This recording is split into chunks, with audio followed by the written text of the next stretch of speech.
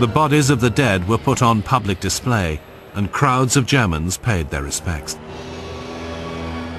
Hitler consoled the bereaved families. On the night of the explosion, Elsa was arrested as he crossed into Switzerland. Under interrogation by the Gestapo, he admitted to the assassination attempt and even reconstructed the bomb for them.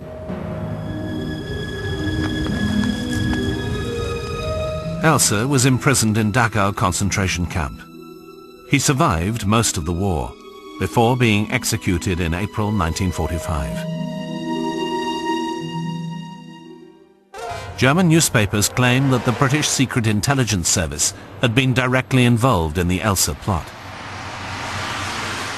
In retaliation, Nazi intelligence set up a snatch operation at the Dutch border crossing near Venlo. German agents, pretending to be Allied sympathizers, convinced two British agents that they could introduce them to a German general organizing a plot against Hitler.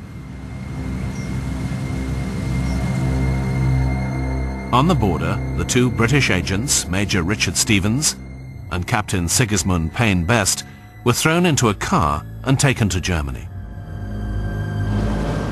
The Venlo incident made the British deeply suspicious of those Germans claiming to oppose Hitler. The Führer seemed too popular in Germany for any assassination attempt to be carried out easily.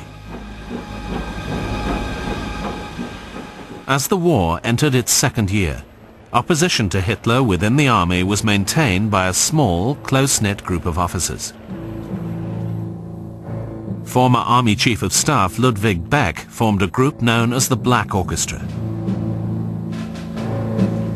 Along with retired Field Marshal Erwin von Witzleben, General Henning von Treschow, Count von Helldorf, head of the Berlin police force, and Ulrich von Hassel, former German ambassador to Rome. Another group comprising civilians and army officers was led by statesman Helmut von Moltke. Because they met on the Moltke family estate at Kreisau, they were known as the Kreisau Circle.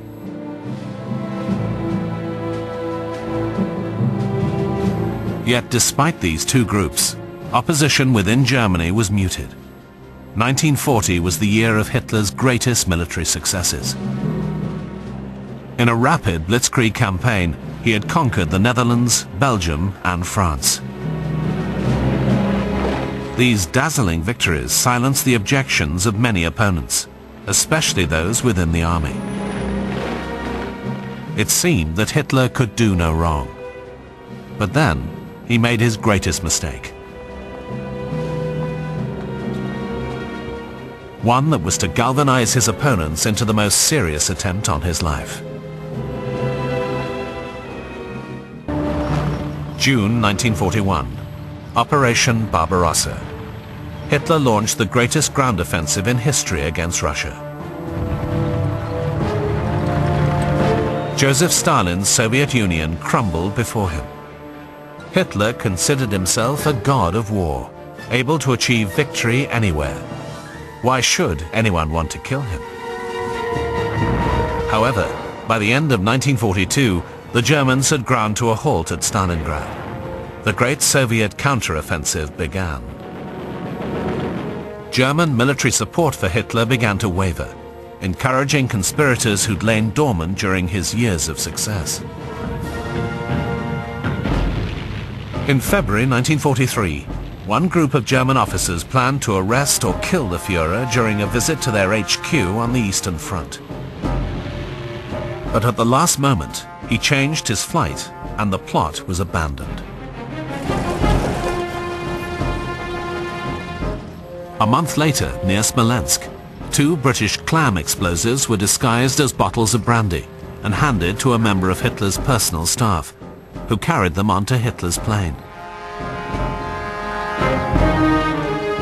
The aircraft took off with the Führer and the bombs on board, destined for East Prussia.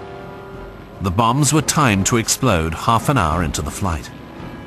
2 hours later, the plotters heard that Hitler had landed safely. An officer was immediately sent to retrieve the bombs before they could be discovered. It's probable that the low temperature in the storage bay of the plane prevented the detonator from igniting the plastic explosive. 2 weeks later, Hitler's miraculous luck was tested again by Colonel Rudolf von Gersdorf, another member of the growing number of military dissenters. Von Gersdorf joined Hitler at an exhibition at the Berlin Museum. In the pockets of his greatcoat, he'd placed 2 bombs. He searched for Hitler, prepared to blow himself up alongside the Führer. But Hitler passed too quickly through the exhibition, and von Gersdorf had to run to the nearest lavatory to remove the fuse just in time.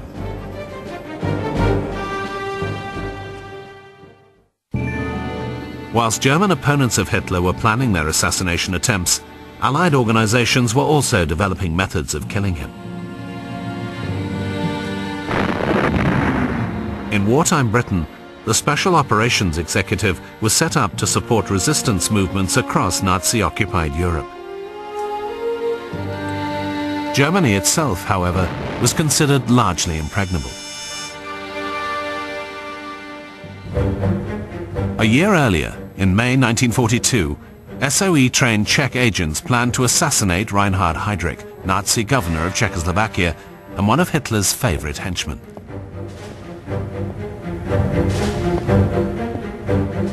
The operation was a success, and Heydrich's death was a major blow against the Nazi hierarchy.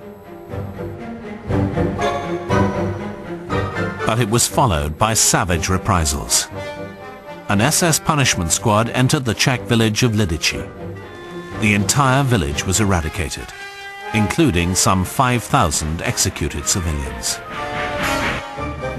The severity of this punishment discouraged further actions against German leaders.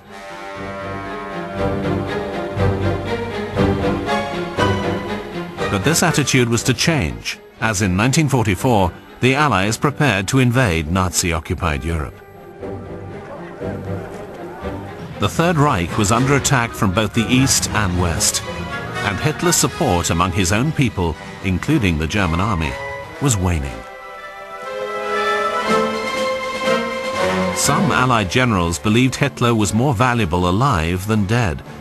His military genius having deserted him, he was rapidly leading Germany to disaster.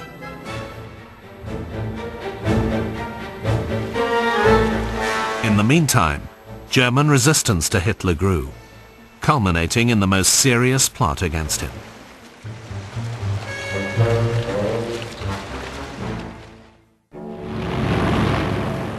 On July the 14th, 1944, Hitler flew into the Wolf's Lair, his East Prussian headquarters at Rastenburg.